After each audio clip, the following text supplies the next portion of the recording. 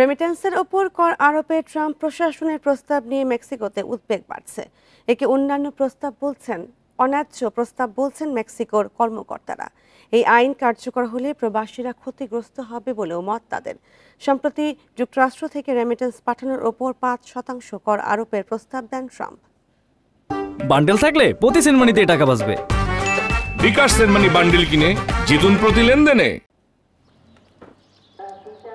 মেক্সিকোর দক্ষিণ পশ্চিমাঞ্চলীয় শহর সান বার্তালোমে কুইয়ালানা। এই শহরের জনসংখ্যার প্রায় অর্ধেকই কৃষি ও রেস্তোরাঁর কাজ করতে যুক্তরাষ্ট্রে পাড়ি জমান। ফলে সেখানকার বাসিন্দারা মূলত প্রবাসী আয়ের ওপর নির্ভরশীল।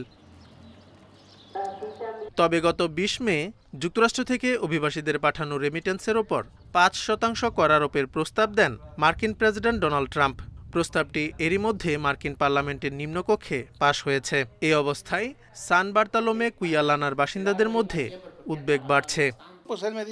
আমাদের স্বজন এবং পরিচিতরা যুক্তরাষ্ট্রে কঠিন দিন পার করছে। আগের মতো কাজ পাচ্ছে না। রেমিটেন্সের কর আরোপে সংকট আরো গভীর হবে। এটা খুবই অন্যায্য প্রস্তাব। এতে আমাদের রেমিটেন্সের পরিমাণ অনেক কমে যাবে।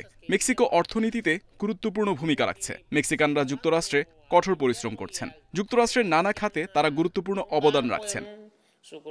মেক্সিকোর প্রায় ১,২৩ লাখ নাগরিক বিদেশে বাস করেন। তাদের ৯৭% থাকেন যুক্তরাষ্ট্রে। ২০২৪ সালে প্রবাসী মেক্সিকানরা রেকর্ড $৬৪.৭৫ বিলিয়ন রেমিটেন্স পাঠিয়েছে, যার অধিকাংশই এসেছে যুক্তরাষ্ট্রের টেক্সাস ও ক্যালিফোর্নিয়া অঙ্গরাজ্য থেকে।